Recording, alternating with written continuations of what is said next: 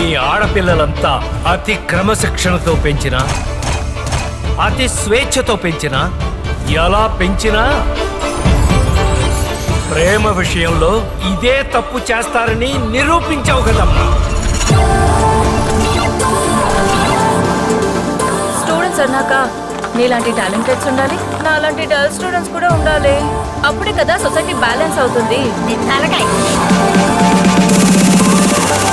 ఈ డ్రెస్లో నువ్వు చాలా క్యూట్గా ఉంటావు. నిన్ను వదిలి ఒక్క క్షణం కూడా ఉండలేకపోతున్నాను ఆకాష్.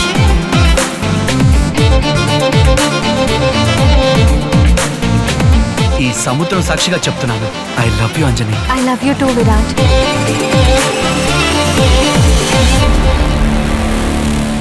ఈ వీరరాఘవ్ కూతురు ప్రేమించిందా?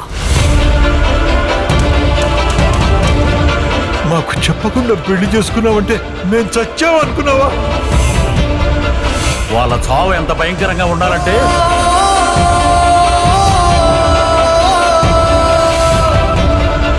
మీ దగ్గర ప్రేమ లేదు కాబట్టి అది వేరే వాడి దగ్గర ప్రేమను వెతుక్కుందండి.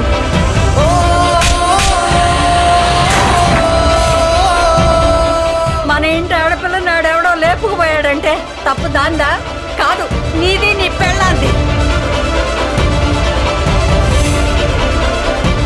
నువ్వు నీ ప్రేమ కోసం వెళ్ళదలుచుకుంటే మా సవాలు దాటి వెళ్ళాలి.